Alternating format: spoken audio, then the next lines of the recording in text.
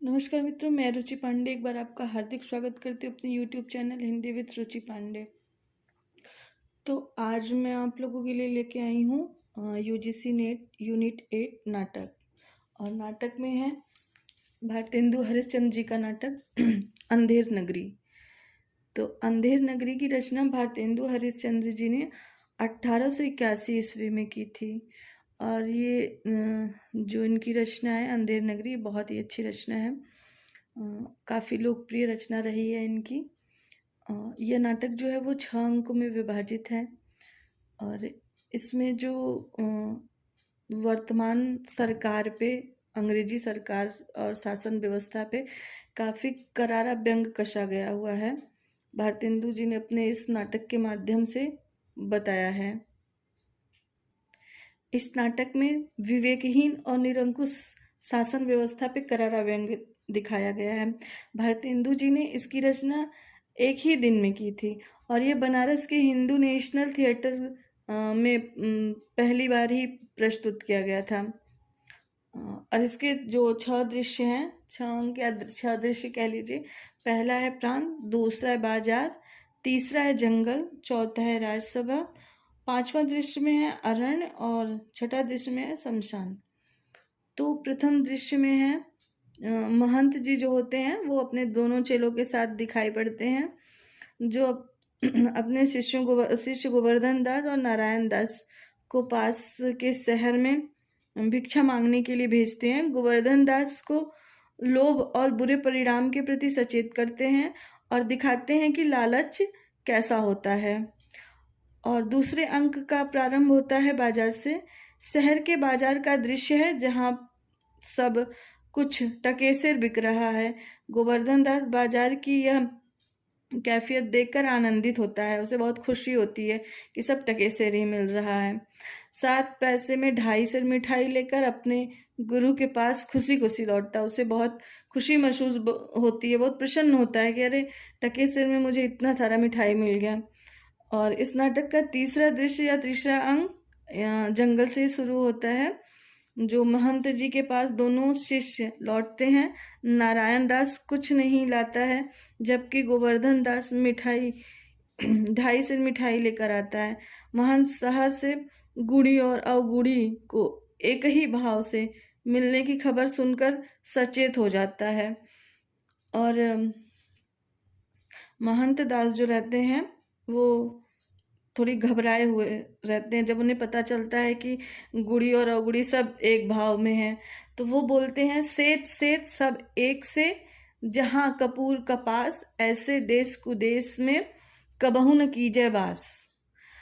और नारायण दास उनकी बात मान लेते हैं जबकि गोवर्धन दास सस्ते स्वादिष्ट भोजन के लालच में वहीं रह जाने का फैसला करते हैं। चौथे अंक में राज्यसभा से शुरू होता है। अंधेर नगरी के चौपट राजा के दरबार और न्याय का चित्रण होता है।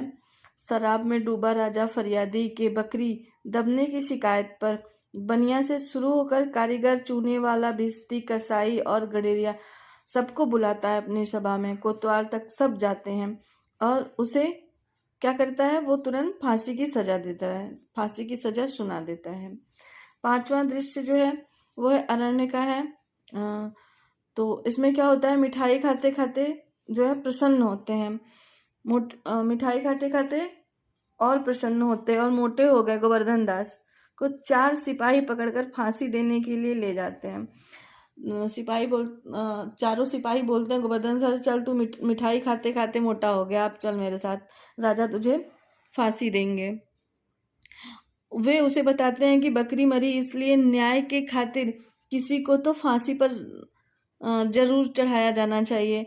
जब दुबले कोतवाल के गले में फांसी का फंदा पड़ा निकला तो राजा ने किसी मोटे को फांसी देने का हुक्म दे दिया। फांसी का फंदा थोड़ा बड़ा था तो राजा ने अपना जो न्याय था वो बदल दिया। उन्होंने कहा नहीं, अब ये फांसी जो है वो किसी मोटे को देना चाहिए। और राजा ने हुक्म दे दिया कि ये फांसी जो है वो किसी मोटे व्यक्ति को देना चाहिए। अब छठा दृश्य शुरू होता है। छठा दृश्य शमशान का। शमशान में गोवर्धन दास को गोवर्धन दास को फांसी देने की तैयारी पूरी हो गई। तभी उनके गुरु महंत जी आकर उनके कान में कुछ मंत्र देते हैं। उसके बाद गुरु और शिष्य दोनों फांसी पर चढ़ने के लिए उतावले दिखाई देते हैं। राजा यह सुनकर बड़ा आश्चर्यचकित होता है और वो जो गुरु जी रहते हैं वो कहते हैं यह शुभ साइत है, इसमें मरने के बाद सीधे बैकुंठ मिलेगा।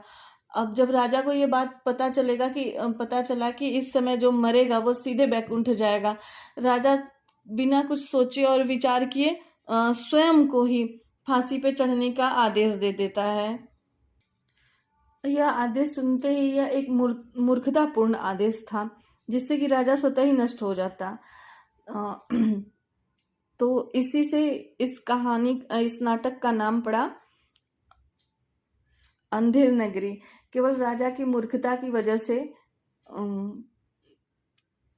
भारतेंदु जी ने इसका नाम अंधेर नगरी, चौपट राजा, टकेसर भाजी, टकेसर खाजा। और इसमें लगभग जो है पात्रों की संख्या जो है वो 26 है, जिसमें कि मुख्य तीन पात्र हैं, महंत जी, गोवर्धन दास और चौपट राजा।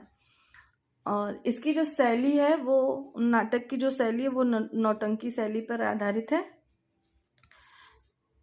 तो यहीं पे ये नाटक समाप्त होता है।